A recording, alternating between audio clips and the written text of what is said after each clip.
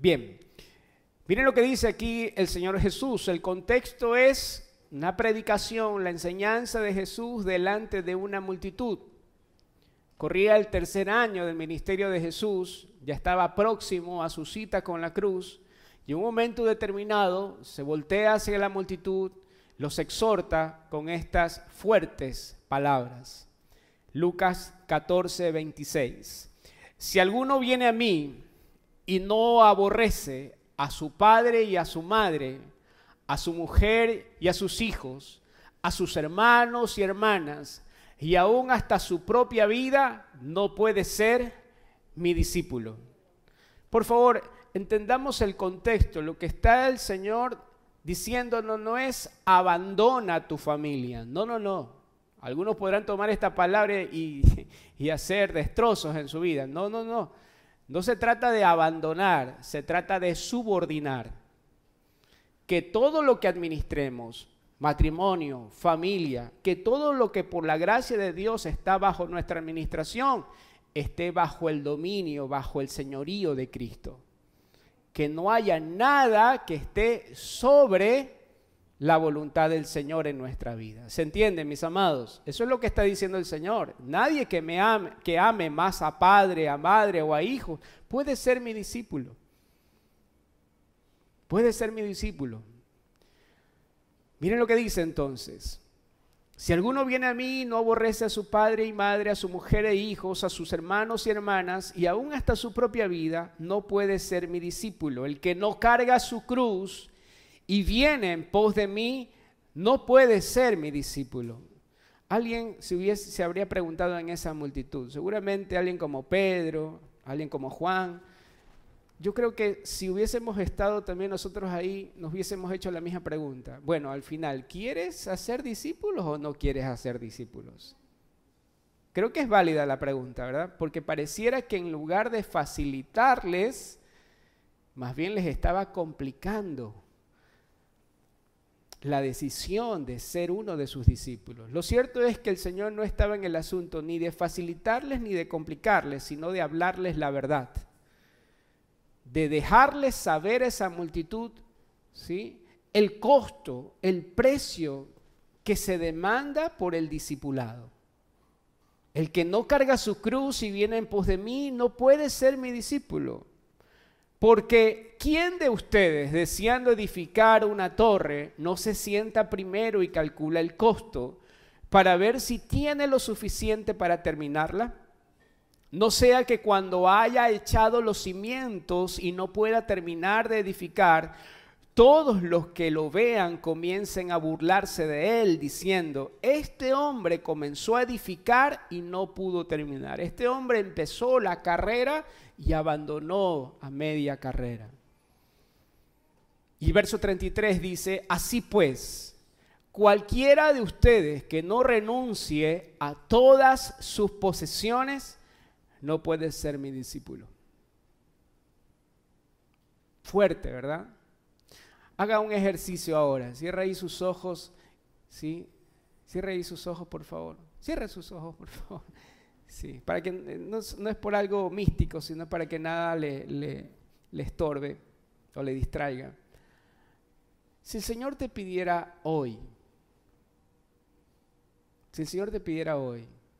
sal de tu casa, sal de tu parentela, te voy a llevar a un lugar que tal vez ni siquiera conoces, pero en ese lugar me vas a servir. Si antes de decirle al Señor, sí, Señor, viene algo a tu corazón que te imposibilita decirle sí al Señor, esa es un área que debes rendir. Si alguien dice, Señor, cuenta conmigo, pero déjame resolver un asunto de trabajo, que estoy ahí, no has rendido todavía esa área. Señor, sí, pero deja que mis hijos, ¿sí?, estén en otra etapa de su escolaridad, porque ahora me necesitan tanto. Ese es un área que todavía debes rendir al Señor. Señor, sí, pero ahora estoy terminando mis estudios, ya pronto me gradúo y ahí sí voy con todo. es un área que todavía no has rendido al Señor. Toda área que se interponga entre un mandato de Dios y tu sí, es un área en donde el Señor todavía no está gobernando. ¿Se entiende, amados? Es lo que el Señor le está diciendo a esa multitud. No puede haber nada en su corazón por encima de mí. Cualquiera de ustedes que no renuncie a todo, no puede ser mi discípulo. Ese mensaje fue contundente, fueron fuertes sus palabras, y lejos de hacer el camino más fácil, lo hicieron más difícil para quienes tenían la intención de seguirle. Con esta declaración Jesús se desprendería de la multitud para seguir su camino con quienes estarían dispuestos a ser parte de sus discípulos, con quienes estarían dispuestos a dejarlo todo por seguirle. Y hacíamos referencia a la carrera conocida como la maratón, ¿verdad? Decíamos que muchos en la línea de partida, ¿sí? Muchos se aglomeran, hay multitud de personas, pero en la línea de llegada son muy pocas las personas las que llegan. Decíamos que estadísticamente hablando, está comprobado que solo el 15% de cada 100 competidores, solo 15 llegan a la meta y el 85% restante abandonan la carrera. Véalo por favor en las palabras del apóstol Pablo, Primera de Corintios capítulo 9, verso 24. Necesitamos entender que como hijos de Dios, como participantes en la carrera de la fe, no hemos sido llamados solo a participar de la carrera, hemos sido llamados a llegar a la meta. Hemos sido llamados a alcanzar el premio. No es suficiente que estés corriendo, es necesario que llegues a la meta. Es necesario que alcances el premio. Pero para eso necesitas despojarte de todo peso, de todo lastre, de todo aquello que podría desviarte o podría hacer que desertes, o que podría hacer que abandones la carrera. Es lo que nos dice el apóstol Pablo en la carta a los Corintios. Por favor, léalo. 1 Corintios capítulo 9, verso 24 en adelante. ¿No se dan cuenta, dice Pablo, no se dan cuenta de que en una carrera todos corren? O sea, la pregunta no es si estás corriendo o no, la pregunta es si vas a llegar o no. Todos estamos corriendo en esta carrera llamada la carrera de la fe. ¿No se dan cuenta de que en una carrera todos corren, pero solo una persona se lleva el premio? Así que corran para ganar. Miren cómo debemos correr, con qué convicción debemos correr, para ganar, no solo por el hecho de participar, sino para ganar. Corro para ganar. Todos los atletas se entrenan con disciplina. Lo hacen para ganar un premio que se desvanecerá, pero nosotros lo hacemos por un premio que es eterno, por un premio que es incorruptible. Pablo está haciendo aquí un contraste entre los atletas que viven para ganar una carrera. Amados, a veces nosotros nos hacemos preguntas que un atleta no se haría. A veces los jóvenes nos preguntan a los pastores, pastor, ¿está bien tomar alcohol? Pastor, ¿está bien ir a fiestas? Pastor, ¿está bien? Un atleta no se hace ese tipo de preguntas. ¿Sabe por qué? Porque un atleta vive con la disciplina necesaria para no solo participar, sino para ganar una carrera. Él sabe lo que debe de comer, sabe lo que no debe comer, sabe a qué hora debe de acostarse, sabe a qué hora debe levantarse, sabe cuántas horas debe dedicarle al entrenamiento, sabe todo lo pertinente. ¿Para qué? No para participar, sino para ganar la carrera. Pero nosotros a veces creemos que el evangelio solo es un pasatiempo de fin de semana y no una carrera de nuestra vida. Esa es la carrera en la cual el Señor quiere que participemos y que ganemos el premio. Por lo tanto, cuando entendemos la disciplina que requiere esta carrera, empiezan a desaparecer una serie de preguntas que a veces nos hacemos. Los jóvenes, cuando eligen una pareja, si tienen conciencia, ¿sí?, de la carrera que están corriendo, sabrán que no van a elegir solo por un gusto. Sabrán que no van a elegir solo porque la pasan bien juntos. No, sabrán que van a elegir a alguien que les ayude a llegar a la meta. Sabrán que deben elegir a alguien que vea lo mismo, que tenga sus ojos en la meta, en el premio. ¿Se entiende, mis amados? En ocasiones vemos cómo jóvenes entran en un pacto matrimonial y en lugar de proseguir a la meta, terminan estancándose en el camino, desviándose. Y Pablo nos dice, corran para ganar. Todos los atletas se entrenan con disciplina, lo hacen para ganar un premio que se desvanecerá con el tiempo, pero nosotros lo hacemos por un premio que es eterno. Si los atletas corren para ganar un premio corruptible, ¿cuánto más nosotros nos disciplinaremos, lo entregaremos todo para ganar a Cristo? Por eso dice Pablo, yo corro cada paso con propósito. Para Pablo la vida no era un experimento. Tu vida no es un experimento. No es, vamos a hacer eso a ver cómo nos va. Entremos esto por fe. No, amado. Tu vida no es un experimento. Cada decisión, cada paso que das debe ser con propósito. Debes asegurarte que ese paso te aproxima a la meta, no te distrae de ella. Pablo dice, cada paso que doy, cada paso que corro, lo hago con propósito. No solo doy golpes al aire, no corro sin sentido, como golpeando al aire. Disciplino mi cuerpo como lo hace un atleta. En otra versión dice, golpeo mi cuerpo. Disciplino mi cuerpo, es decir, gobierno mis emociones. No soy gobernado por ellas. Un atleta, uno de los principales atletas que hay, dijo esto, odié cada minuto de entrenamiento. Lo odié. Pero cada minuto de entrenamiento me llevó a donde estoy ahora.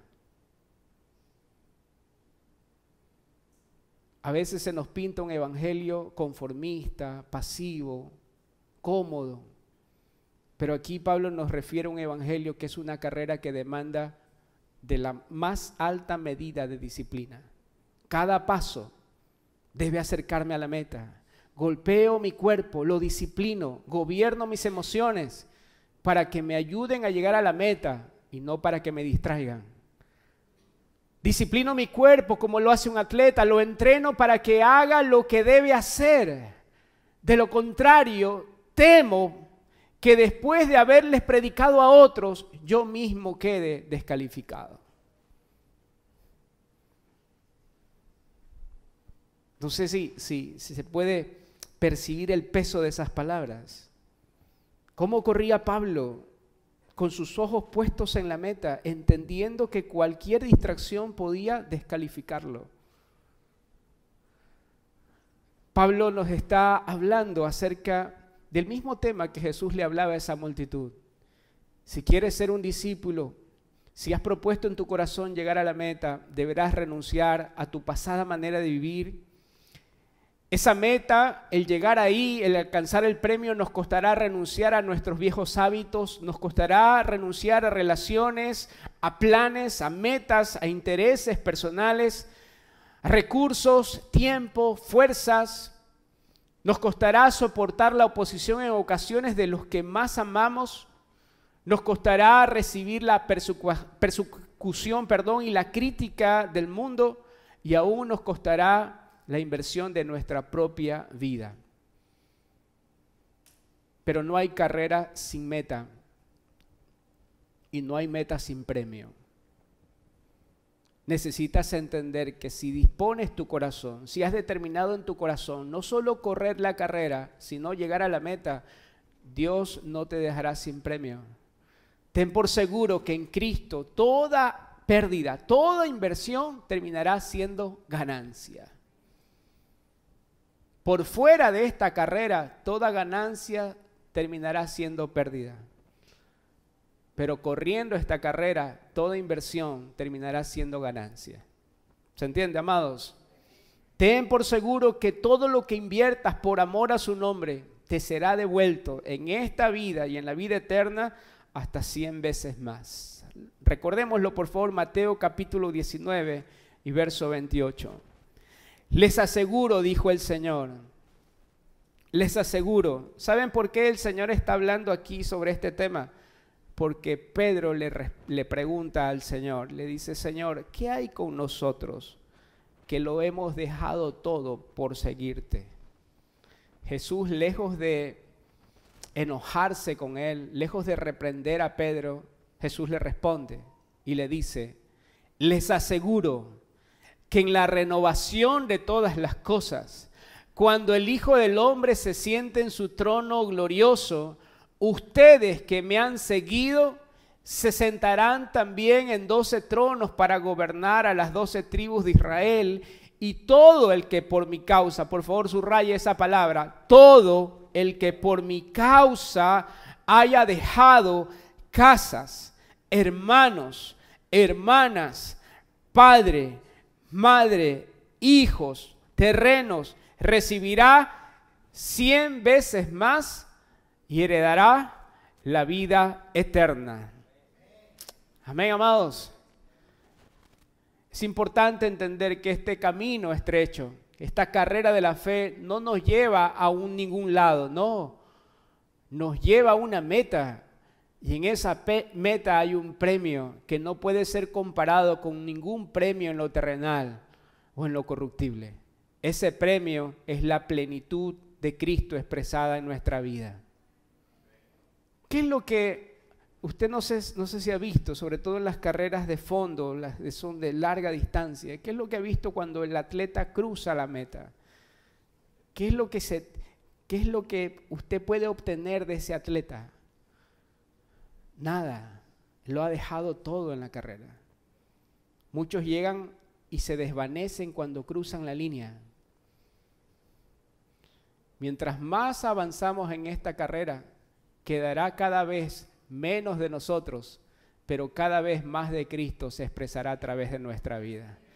Cuando crucemos esa meta, nadie podrá reconocernos, porque al único que verán es a Cristo a través de nosotros. Amén, amados. Bien, vamos a seguir entonces y vamos a tratar el tema de las multitudes, la cuestión de las multitudes. Jesús no tenía problemas con las multitudes. Jesús le predicaba a las multitudes. Jesús amaba a las multitudes. Jesús se compadecía de las multitudes. El problema entonces no son las multitudes. El problema es que no todas las personas que están en la multitud le amaban a Él. Jesús amaba a las multitudes. El problema es que las personas que estaban entre la multitud, muchas de ellas no amaban a Jesús. Jesús estaba dispuesto a dejarlo todo por las multitudes. El problema es que no todos en la multitud estarían dispuestos a dejarlo todo por seguirle a Él. La multitud, en primer lugar, vamos a ver algunos puntos acerca de lo que significa la multitud. Y es que la multitud es un lugar para el anonimato. La multitud es un lugar propicio para el anonimato. Las grandes multitudes pueden ser un lugar muy útil para esconderse. Las grandes multitudes pueden ser un lugar muy útil para esconderse. ¿Sabe una cosa? Cuando estaba escribiendo esto me acordé de la época de mi colegio, ¿verdad? Qué terrible era ser apellido Alarcón o Arias. Sabía que el primer en dar el examen era él, pero qué hermoso era ser Santander, porque siempre quedábamos para el final en el examen. Y a veces cuando el profesor decía, vamos a ir desde la Z hacia la A, igual me salvaba en ocasiones, ¿verdad? Porque cuando el curso es numeroso, cuando hay una multitud de estudiantes, ¿sí?, nuestros defectos, nuestra improvisación, nuestra falta de preparación puede esconderse, puede pasar desapercibida fácilmente. Nuestra falta de compromiso encuentra en la multitud un lugar útil para esconderse. Las grandes multitudes pueden ser lugares útiles para esconder aquello que no queremos que se evidencie. Cuanto más grande es la multitud, es más fácil pasar desapercibido, inadvertido. Cuanto más grande es la multitud, más fácil será permanecer en la mediocridad y en la tibieza espiritual. Vamos a entender por qué hay gente que le gusta estar entre la multitud. Porque el lugar de la multitud, ese lugar es un lugar muy útil para esconder la mediocridad, la falta de compromiso, la falta de determinación. Una gran multitud es el lugar ideal para aquel que no quiere comprometer su vida con Jesús. La multitud es un lugar socialmente aceptable. Nadie puede decir que no vine a la reunión. Estuve, no me vio, pues estaba ahí. Socialmente es aceptable, pero es inaceptable para un discípulo. Es inaceptable para un discípulo. Soy cristiano. ¿Por qué? Porque venimos a una reunión, porque tenemos un pescadito en el carro, una Biblia abierta en la sala de la casa. Déjeme decirle, déjeme recordarle que así llamaron a las personas no porque se reunían en un lugar un día a la semana, no. Los llamaron cristianos porque podían ver a Cristo a través de sus vidas. Los llamaron cristianos cuando esos hombres dejaron todo para que Cristo pueda ser formado en ellos. La multitud nos hace sentir parte del grupo, pero no al punto de comprometerme. La multitud me da la posibilidad de estar en el lugar que no está ni tan cerca ni tan lejos. Estoy lo suficientemente cerca como para sentirme parte, pero estoy también lo suficientemente lejos como para no entregarme por completo. ¿Se entiende, amados? Entre la multitud levantamos las manos, aplaudimos, pero nuestro compromiso no va más allá.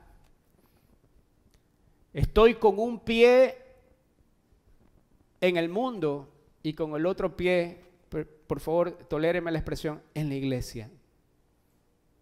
Estoy con un pie en el reino y estoy con otro pie en el sistema del mundo. Esa es la realidad de quienes permanecen en la multitud. La multitud me da la oportunidad de estar lo suficientemente cerca del fuego como para sentir que no me estoy enfriando, pero lo suficientemente lejos como para no quemarme. Estoy en una temperatura como aceptable, como me siento cómodo. No estoy tan lejos del fuego como para enfriarme, pero tampoco estoy cerca o tan cerca como para que ese fuego me queme y me transforme. Por eso usted puede ver gente en medio de una multitud que pareciera que aunque tiene 20 años asistiendo a la reunión, no vemos el fuego transformador de la vida de Cristo en ellos. No han sufrido un proceso de transformación en su vida. ¿Por qué? Porque aunque están entre la multitud, no se han acercado lo suficiente para que el fuego los transforme. La multitud es el lugar de la tibieza espiritual. Es el lugar más peligroso porque ahí es donde permanecen aquellos que han decidido ser tibios. ¿Por qué es el lugar más peligroso?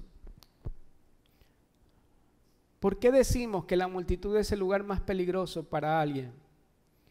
Porque los que están entre la multitud, aunque saben que no están lo suficientemente cerca para comprometerse, creen que no están lo suficientemente lejos como para perderse.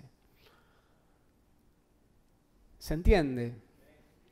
No hay nada más peligroso que un cristiano tibio.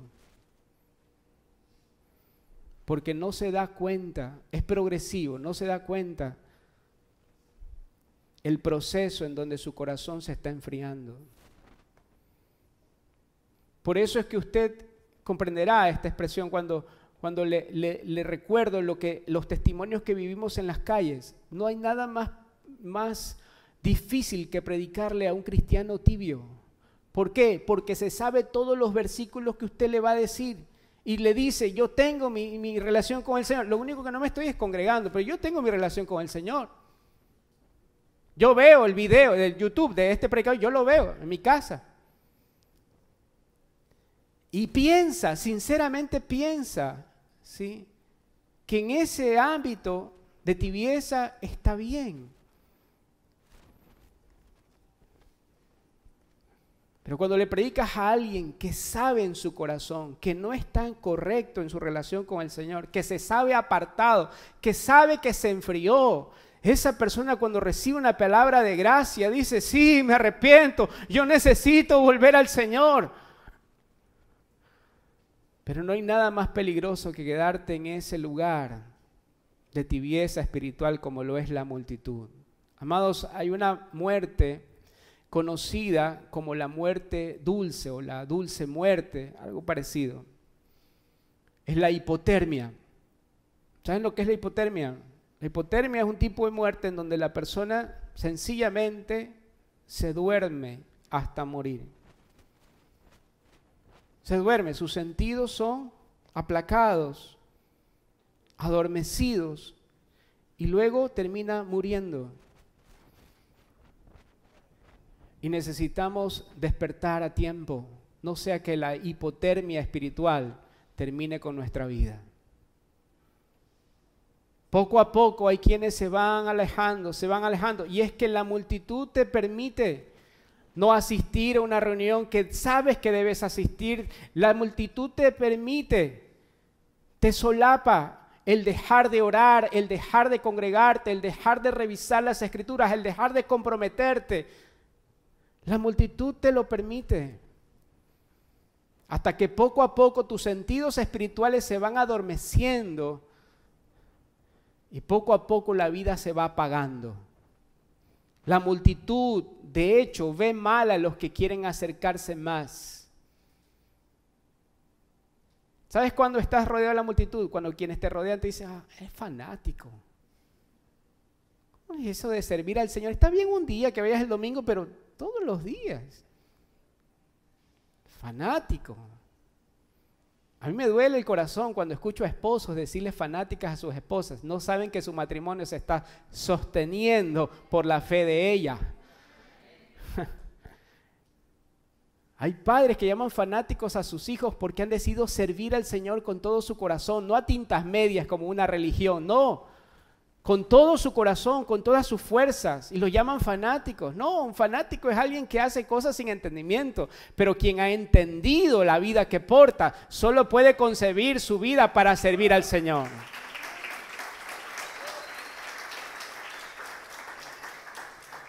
La multitud ve mal a quienes quieren acercarse más al Señor. Apocalipsis capítulo 3 y verso 15. Miren cómo el Señor trata la tibieza espiritual. Miren cómo es para el Señor un corazón tibio. Apocalipsis 3:15 dice, yo conozco tus obras.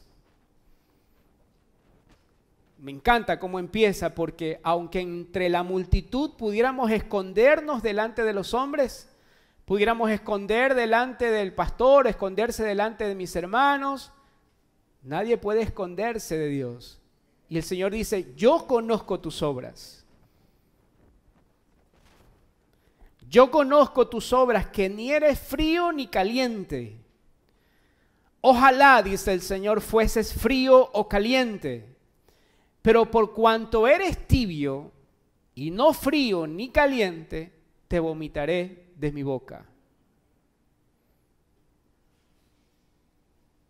Las personas que no se comprometen entran en una realidad de tibieza espiritual.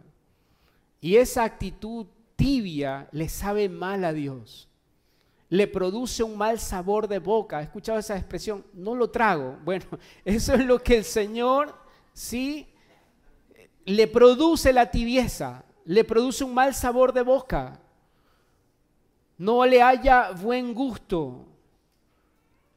Alguien dijo en alguna oportunidad, ahórrale el vómito a Dios. Si te vas a comprometer, comprométete, determínate a salir de la multitud y a poner tu vida en servicio a Él. Estamos entre el grupo de personas que están en la multitud. ¿Estamos siendo fríos o calientes o hemos abrazado la tibieza espiritual? ¿Nos estamos conformando solo con asistir a una reunión? ¿Nos estamos conformando solo con participar de algún evento? ¿O estamos completamente comprometidos con la causa de Dios? Otro punto acerca de la multitud. La multitud es un lugar de prostitución. La multitud es un lugar de prostitución. Es el lugar en donde se quiere obtener placer sin compromiso. Entre la multitud estaban todos aquellos que querían un milagro de parte de Dios. Entre la multitud estaban todos aquellos que querían oír al Señor. Pero entre la multitud estaba gente que quería, sí, que su necesidad sea satisfecha, pero sin un compromiso. La multitud es un lugar de prostitución en donde se quiere obtener la satisfacción de la necesidad personal sin un compromiso de por medio, sin un pacto. Necesitamos abrir nuestros ojos porque estamos delante de una generación que quiere placer sin compromiso. Y esa actitud ha permeado también en el corazón de la iglesia. Queremos todo lo de Dios, pero no queremos que Dios tenga todo de nosotros. Miren lo que dice Proverbios 23, 26, por favor. Proverbios 23, 26. Dame, hijo mío, tu corazón, y que tus ojos se deleiten en mis caminos. Y mire, pareciera que habla de otro tema, pero es el mismo tema. Porque cuando nuestros ojos no están fijos en Él, en nuestro Padre, y cuando no estamos andando y deleitándonos en su camino, entonces encontraremos deleite en otros caminos. Lo malo es que ese deleite es pasajero y ese deleite no demanda un compromiso de vida. Proverbios 23, 26, dame, hijo mío, tu corazón y que tus ojos se deleiten en mis caminos, porque fosa profunda es la ramera y pozo angosto es la mujer desconocida. Ciertamente como ladrón acecha y multiplica los infieles entre los hombres. Nuestro corazón no puede divagar entre dos señores. No podemos nosotros conformarnos con entregarle una parte de nuestro corazón al Señor. Porque cuando el Señor comparte nuestro corazón con alguien más, Él lo llama adulterio. En el texto, en el contexto escritural, prostitución tiene que ver, entre otras cosas, con un corazón dividido. Con un corazón que no se entrega por completo, sino a medias. Con un corazón que no es íntegro delante del Señor, que comparte sus amores con aquello que no le agrada a Él. ¿Cómo nos iría en una relación en donde lo que se busca es el beneficio de una persona, pero no quiero comprometerme con ella? ¿Cómo nos iría en una relación en donde lo que buscamos es beneficiarnos de esa persona, pero no quiero un compromiso con ella? ¿Cómo se vería una relación de esposos en donde la esposa le pregunta al esposo, ¿qué tan fiel eres? Bueno, una cosa que me digan fanático, ¿no? Digamos al 80%. ¿Cómo le iría a ese esposo? O lo que se esperaría es que su fidelidad y su compromiso sea al 100%. Y entonces, ¿por qué nuestra relación con el Señor pudiera conformarse con algo menos? Pudiéramos decirle al Señor, Señor, de la semana, un día, de mi tiempo el 80%, de mi fuerza el 50%, de mis recursos el 10%, o lo que el Señor esperaría de nosotros es el 100%. La fidelidad al 80%, al 90%, al 99% es infidelidad delante de Dios. La multitud es diversa, el siguiente punto. La multitud es diversa. La multitud es un grupo diverso en donde hay todo tipo de personas. Entre ellos, número 1, los seguidores. Entre la multitud hay quienes anhelan realmente de todo corazón seguir a Jesús. Estas personas pronto se desprenderán de la multitud y se harán cada vez más visibles entre los discípulos. Aquí tenemos muchos ejemplos de eso. ¿Quién conoce a Coqui y a Gabriela? Coqui y Gabriela, ¿conocen? Levante su mano si lo conocen. Solo quiero... y saben una cosa, Coqui y Gaby tienen meses. 1 año. ¿Pero saben por qué lo conocen? Porque salieron de la multitud. Porque decidieron que servir a Dios no es un fin de semana, sino la vida.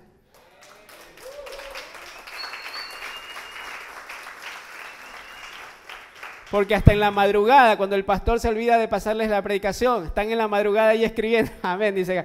Están ahí trabajando, no para un hombre, sino para el Señor quien los llamó. Salieron de la multitud, salieron del anonimato. Aquí hay muchos que salieron del anonimato. Pero lamentablemente también habrá algunos que teniendo años en este lugar, nadie los conoce. Pero no hay problema en que la gente no nos conozca. El problema está que un día le digas Señor, Señor, y Él no te conozca. Necesitamos, amados, despertar si acaso no estamos tan cerca como para desprendernos de la multitud. Los seguidores poco a poco se desprenden de la multitud y se hace evidente su participación. Entre la multitud, número 2, entre la multitud también hay curiosos. Personas que realmente no tienen el anhelo de seguir al maestro, solo la curiosidad de saber algo de él. Estas personas están ahí para satisfacer su curiosidad, para saciar su hambre de información. Están ahí con la libreta apuntando, con el oído de alguna manera atento para conocer algo más, pero no se compromete con lo que han oído. Tienen la libreta llena de apuntes, pero el corazón vacío de la palabra. Están ahí para satisfacer su curiosidad personal, para saciar su hambre de información, su anhelo de ver algo novedoso. Simplemente acompañan a la multitud, pero no han entregado su vida al Señor. No han entregado su vida al Señor. Necesitamos entonces preguntarnos, ¿en qué lugar estamos nosotros? ¿Estaremos todavía entre esa multitud de curiosos? ¿Estamos interesados en conocer algo de Jesús o realmente estamos interesados en conocer a Jesús? ¿Creemos que Jesús es la pieza que le hace falta a mi vida o creemos que realmente Él es nuestra vida? Déjeme decirle, entre esa multitud la gente estaba convencida de que Jesús tenía algo que le faltaba a ellos. Lo que no estaba convencido es de que dejar su vida para seguirle a Él. Los curiosos nunca terminan comprometiéndose. Su participación terminará cuando pierdan el entusiasmo por la novedad. Este grupo de personas dejará de seguir a Jesús en el instante en donde se predique algo que no estén interesados en escuchar. ¿Se acuerdan cuando Jesús empezó a predicar sobre la cruz? Se dio vuelta y las multitudes ya no estaban. Solo quedaron unos cuantos hombres quienes eran sus discípulos y les dijo, ¿y ustedes también me van a dejar? Y Pedro dijo, ¿a quién iremos, Señor, si solo tú tienes palabras de vida eterna? Las multitudes es el lugar en donde solo se oye lo que la mayoría de personas quiere escuchar. Es lo que Pablo dice en 2 Timoteo 4:3, por favor. ¿Quieres alimentar una multitud? Háblales, enséñales, predícales lo que la gente quiere escuchar. ¿Quieres formar discípulos? Predícales lo que el Señor te ha dicho. Predícales lo que ellos necesitan escuchar, no lo que quieren escuchar. 2 Timoteo 4:3 dice, porque vendrá el tiempo cuando no soportarán la sana doctrina, sino que teniendo comezón de oír, acumularán. Ese comezón de oír es curiosidad, es la atención por lo novedoso. Teniendo comezón de oír, acumularán para sí maestros conforme a sus propios deseos. Acumularán para sí maestros conforme a sus propios deseos. Isaías lo dice en esta forma. Isaías capítulo 30, verso 9. Porque este es un pueblo rebelde, son hijos engañosos, hijos que no quieren escuchar la ley del Señor, la palabra de Dios. Verso 10, a los videntes les dicen, no tengan más visiones. Y a los profetas les dicen, no nos sigan profetizando la verdad, no nos interesa la verdad. Díganos cosas agradables, profetícenos ilusiones.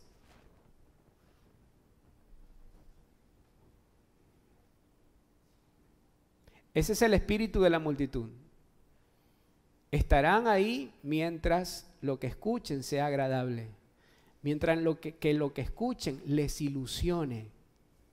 Viven de ilusiones, pero no se alimentan de la verdad. Entre la multitud, número 3, entre la multitud están también los confundidos. Recuerden, entre la multitud hay seguidores, los que realmente de corazón anhelan seguir al Señor, pero pronto se desprenden de la multitud, salen del anonimato.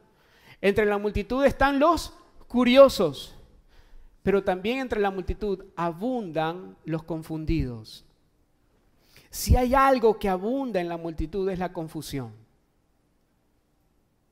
He preguntado a las personas que a veces salen de la reunión, ¿qué tal estuvo la reunión? Linda, hermosa. ¿De qué habló el pastor? No sé. ¿Sabe por qué pasa eso, amado? Una, porque soy un aprendiz de predicador, pero la otra es porque hay una mentalidad que vaga, hay una mente dispersa, que mientras está sentado está pensando en qué voy a comer.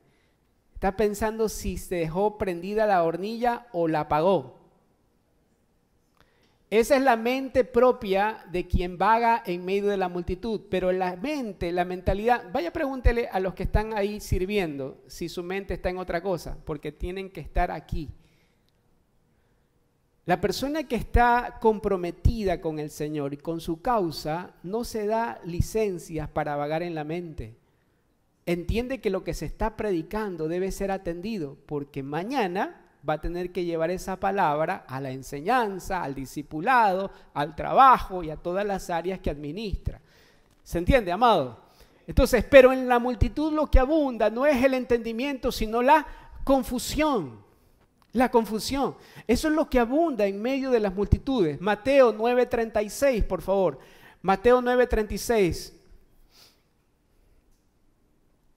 Mateo 9:36. Miren lo que dice el Señor. La palabra del Señor dice, y al ver, está hablando de Jesús, y al ver las multitudes, tuvo compasión de ellas, porque estaban, ¿cómo estaban las multitudes? Desamparadas y dispersas, sin un enfoque. Estaban dispersas, cada una de esas ovejas confundidas, dispersas, desamparadas, como ovejas que no tienen pastor. La gente que permanece en la multitud siempre se sentirá desamparada, dispersa. Nadie me llama, nadie me ora, nadie me dice nada, porque está entre la multitud todavía. Dispersa, desamparada. Ahora, una cosa es que estemos confundidos porque no tengamos pastor, y otra cosa es que permanezcamos confundidos porque no nos dejamos pastorear. ¿Se entiende, mis amados? Entonces, las personas de este grupo, de la multitud, no están tan lejos como para no oír el mensaje, pero a la vez no están tan cerca como para entender el mensaje. Entonces, el desamparo, la confusión, la dispersión de mente será la realidad permanente en sus vidas. En este grupo siempre están aprendiendo continuamente, pero su falta de compromiso les impide conocer la verdad. La multitud no es personas que no hacen nada, la multitud son personas que pueden estar en las reuniones, en todas las reuniones, pero su falta de compromiso con lo que están atendiendo o con lo que están oyendo les permite conocer la verdad y comprometerse con ella.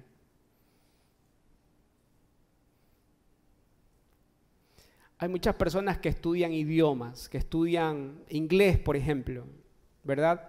Pero la falta de determinación en su corazón puede lograr que aunque se pasen años oyendo, se pasen años conociendo acerca del idioma, nunca logren hablarlo, nunca logren dominar ese idioma. ¿Por qué? Por la falta de compromiso. Lo mismo sucede en la fe. Puede ser que hayan personas que están todo el tiempo en medio de las reuniones, pero nunca llegan a conocer la verdad, aunque todo el tiempo están estudiando, aunque todo el tiempo están oyendo. Miren lo que dice 2 Timoteo 3:6, vamos terminando. 2 Timoteo 3:6. Así son, dice Pablo, así son los que van de casa en casa cautivando a mujeres débiles, cargadas de pecados, que se dejan llevar de toda clase de pasiones. Verso 7, por favor. Aquí está el énfasis. Miren cómo Pablo describe a estas personas débiles. Siempre están aprendiendo, pero nunca logran conocer la verdad. Siempre están aprendiendo, pero nunca logran conocer la verdad.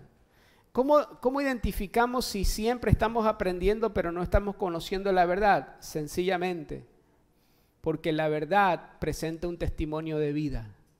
¿Cómo sé que estoy conociendo la verdad y no solo aprendiendo? Porque la verdad es la persona de Cristo. Si Cristo está siendo expresado a través de mi vida, no solo estoy aprendiendo, sino conociéndole a Él. ¿Se entiende, amados?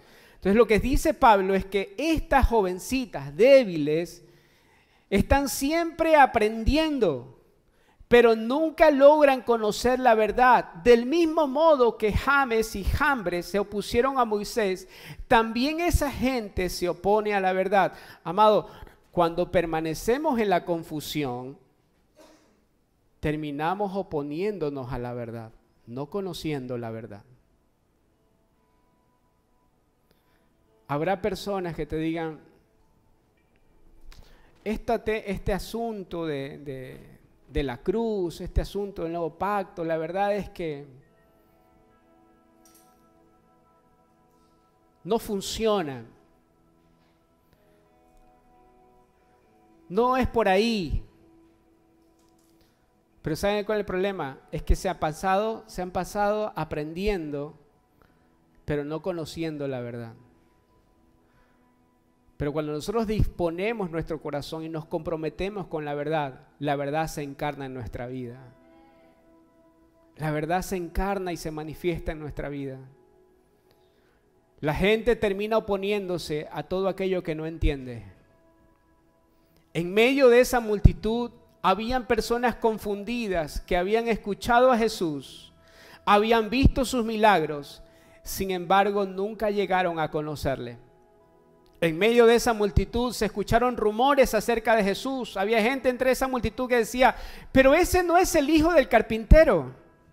Ese no es el hijo de fornicación, el cuento ese de María que fue alumbrada por el Espíritu que nadie lo cree. ¿Sabe cómo Jesús lo llamaban? Hijo de fornicación.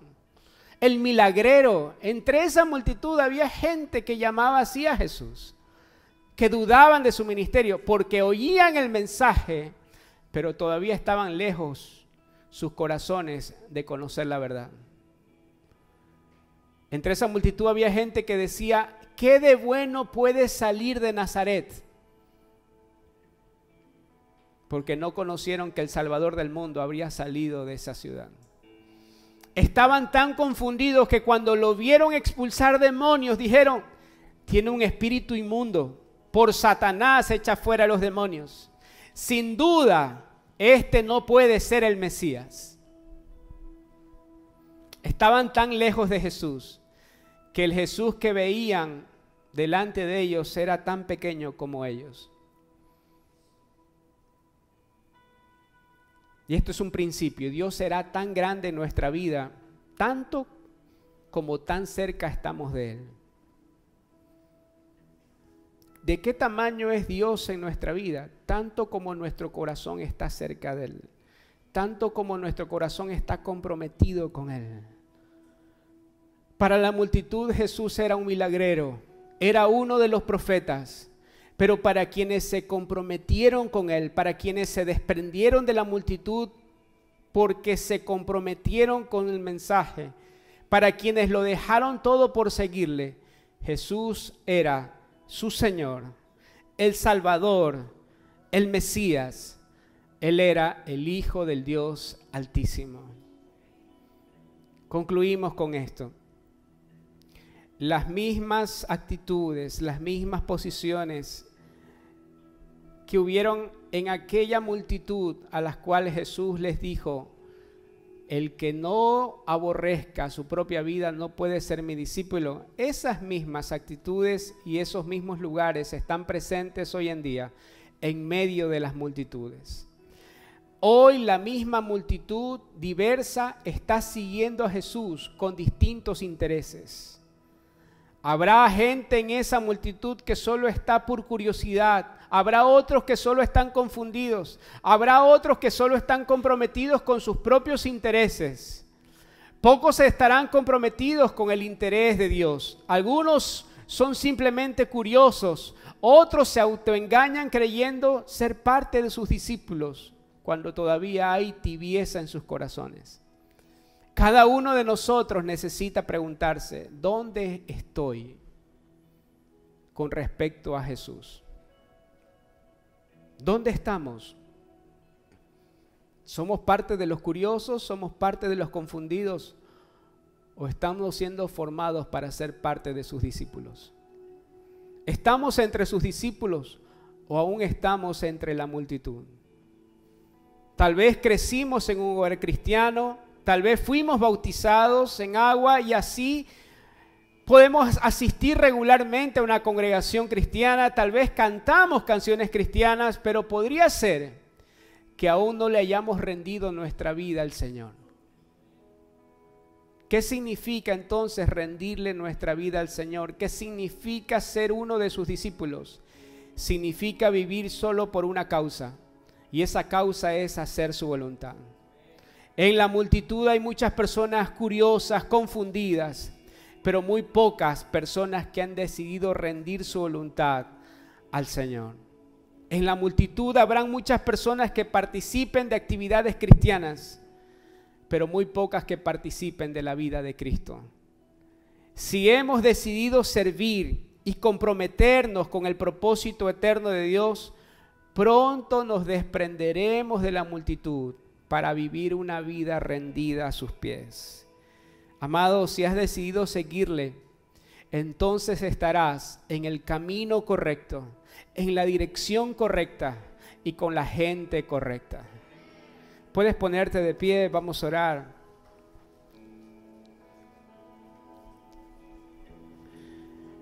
Y quisiera pedirte que alineemos nuestros corazones. Todos nosotros fuimos parte de esa multitud. Muchos de nosotros nos acercamos a Jesús a partir de una necesidad o de una crisis, a partir de una curiosidad por una invitación que nos hicieron.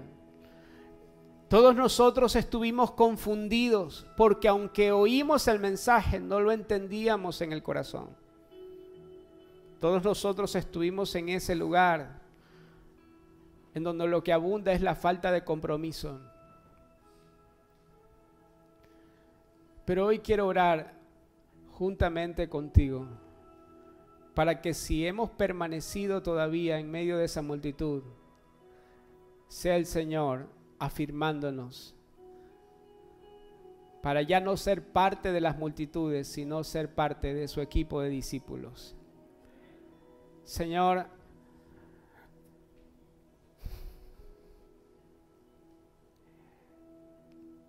no queremos ser parte del montón. No queremos escondernos en medio de la aglomeración de personas.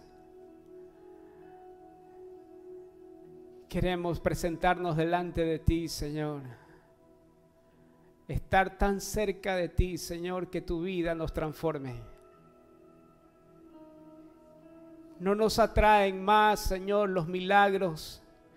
No nos atraen más, Señor, tus enseñanzas. Eres tú el que nos atrae. Eres tú el Señor el que conquistó nuestro corazón.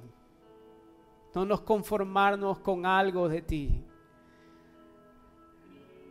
Nos conformamos con todo, Señor. Lo queremos todo de ti, Señor. Te damos gracias porque tú amaste las multitudes, porque tú tuviste compasión de nosotros. Pero para nosotros no era suficiente tu compasión. Lo único suficiente para nosotros es tu vida, Señor. Queremos dar un paso al frente, determinados, Señor, a hacer tu voluntad, a rendir nuestros propios intereses, a rendir todo lo que sea necesario delante de ti para que nada estorbe en el camino que tú has preparado para con nosotros. Llévanos de tu mano, Señor, de gloria en gloria, de victoria en victoria. Pero como tú has prometido, Señor, nunca nos dejes.